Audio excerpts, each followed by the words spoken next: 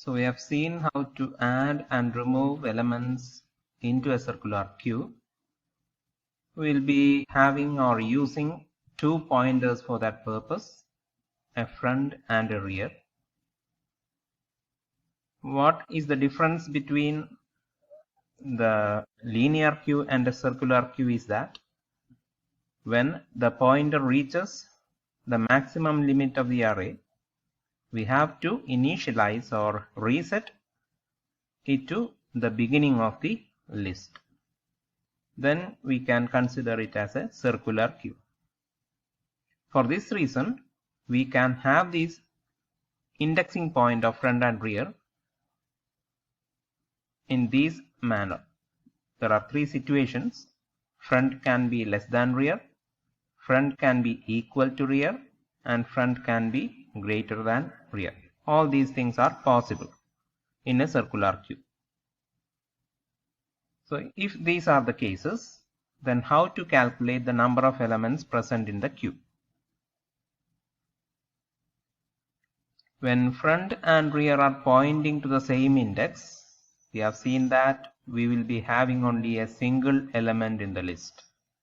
If front and rear pointers are pointing to the same location, we have only one element in the circular list. If front is less than rear, then the number of elements can be calculated using this formula: index of the rear pointer minus index of the front pointer plus 1. We'll calculate to a numeric value.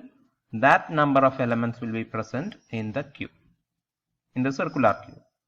If front is greater than rear, we have to consider the maximum size of the array or the queue. To that, we have to add the difference between rear and front, rear minus front.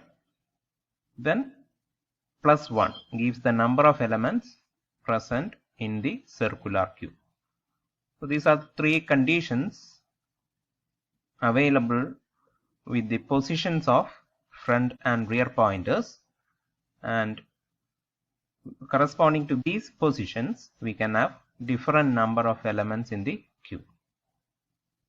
We can see some figure example with some figure corresponding to the locations of front and rear pointers.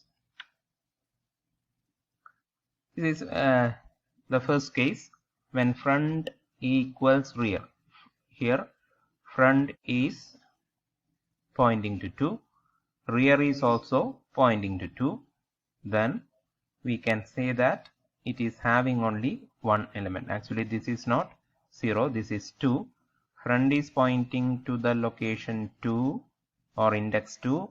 Rear is also pointing to the location 2. Then we can have only one element in the list. We have seen that. Then if front is less than rear, let us take an example. Here value of front is index 3, value of rear is index 7. Then the number of elements in the queue is calculated using this formula. We have to subtract front from rear. So rear is 7 minus front. 7 minus 3 will give us 4 plus 1. So there should be 5 elements. Let's count them. 1, 2, 3, 4, 5.